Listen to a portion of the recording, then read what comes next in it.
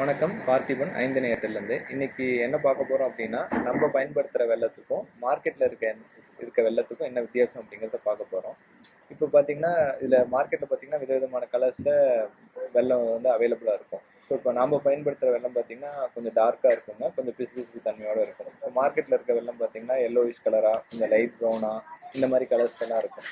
So இப்போ பார்த்தீங்கன்னா வந்து ஒரு வெல்லம் ரெடி பண்ணுறதுக்கு வந்து யூஸ்வலாக ஃபார்மர்ஸ் என்ன பண்ணுவாங்க அப்படின்னு பார்த்தீங்கன்னா, ஒரு டன் கரும்பு போட்டாங்கன்னா அவங்களுக்கு வந்து 80லேருந்து 100 கிலோ வெல்லம் கிடைக்குங்க. ஸோ மார்க்கெட்டில் இதோட ஹோல்சேலோட ரேட் பார்த்தீங்கன்னா ஒரு 40 ரூபா ரேட்டுக்கு வந்து ஃபார்மர்ஸ்க்கு வந்து அவங்க கொடுப்பாங்க. நாம் வந்து ப்ரீமியம் ப்ரைஸ் கொடுத்து வாங்குறோம். எதனால் கொடுத்து வாங்குறோம் அப்படின்னு பார்த்தீங்கன்னா, இப்போ இந்த வெல்லம் வந்து இந்த கலரில் வருது அப்படின்னு பார்த்தீங்கன்னா இதுக்கு நிறைய கெமிக்கல்ஸ் ஆட் பண்ணும். ஃபார் எக்ஸாம்பிள் வந்து சல்ஃபர் பேஸ்டு கெமிக்கல்ஸ், ஹைட்ரோஸ் இதெல்லாம் ஆட் பண்ணும். அது மட்டும் இல்லாத அவங்களுக்கு ரேட்டு கட்டுப்படி ஆகிறது இல்லை அப்படிங்கிற ஒரே காரணத்துக்காக அவங்க வந்து சர்க்கரையும் இதில் ஆட் பண்ணிடுவாங்க. ஸோ நீங்கள் டேஸ்ட் பண்ணி பார்த்தீங்க அப்படின்னா சர்க்கரையோட டேஸ்ட் தான் இதில் அதிகமாக இருக்குங்க. இப்போ அடுத்து இந்த வெல்லம் பார்த்தீங்க அப்படின்னா இதுக்கும் பெரிய வித்தியாசம் இல்லைங்க. ஏன்னா இதில் கொஞ்சம் கெமிக்கல் கம்மியாக பயன்படுத்திருக்கலாம், அதனால கொஞ்சம் ஷைனிங் கம்மியாக இருக்குது. பட் ஆனால் இது ரெண்டுலையுமே நாங்கள் சாப்பிட்டு பார்த்ததுன்னு எங்களுக்கு என்ன இருந்துச்சுன்னா வெள்ளை சர்க்கரை இருக்கிறதுக்கான வாய்ப்புகள் ரொம்ப அதிகமாக இருக்குங்க. ஸோ இதில் பார்த்தீங்கன்னா வந்து இந்த கலருக்கும் இதுக்கும் டிஃப்ரென்ஸ் பார்த்தீங்கன்னா இதில் வந்து கெமிக்கல்ஸ் வந்து கண்டிப்பாக அதிகமாக இருக்குங்க. ஸோ இதில் கெமிக்கல் கண்டென்ட்ஸ் வந்து கொஞ்சம் கம்மியாக இருக்கிறதுக்கான வாய்ப்பு அதிகங்க. ஸோ பார்த்தீங்கன்னா இப்போ நம்ம வெள்ளத்துக்கும் இந்த வெள்ளத்துக்குமான வித்தியாசம் பார்த்தீங்கன்னா நாம் வந்து இதுக்கு எதுவுமே எந்த கெமிக்கலுமே யூஸ் பண்ணுறது இல்லைங்க.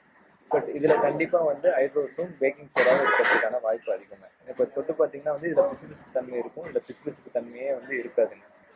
என்ன ரீசன் அப்படின்னா ஷெல்ஃப் லைஃப்பை இன்க்ரீஸ் பண்ணுறதுக்காக. ஏன்னா இது சீக்கிரம் வந்து அந்த புளிச்ச ஸ்மெல் வந்துடும். இதில் வராது இருக்கிறதுக்காக வந்து இவங்க என்ன பண்ணுறாங்கன்னா இதில் வந்து பேக்கிங் சோடா வந்து யூஸ் பண்ணுவாங்க. நாம் வந்து பேக்கிங் சோடா எதுவுமே யூஸ் பண்ணுறது கிடையாதுங்க.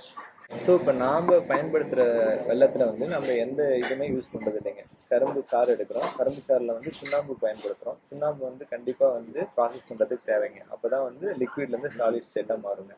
அதை தாண்டி நம்ம வந்து பேக்கிங் சோடாவோ ஹைட்ரோஸோ சல்ஃபோலைட்டோ எதுவுமே பயன்படுத்துறது இல்லைங்க. நம்ம அழுக்கு எடுக்கிறதுக்கு வந்து வெறும் வெண்டைக்காவை வந்து தட்டி போட்டு அதோட சாரை மட்டும் தான் ஊற்றி அதுலேருந்து எடுத்து அதை அழுக்க ரிமூவ் பண்ணிடுவாங்க. இப்போ வந்து ஒரு விவசாயி இது மாதிரி தயாரிக்கணும் அப்படின்னா அவருக்கு வந்து ஒரு பேட்ச் ரெடி பண்ணணும் அப்படின்னா வந்து 4லேருந்து 5 மணி நேரம் ஆகுங்க.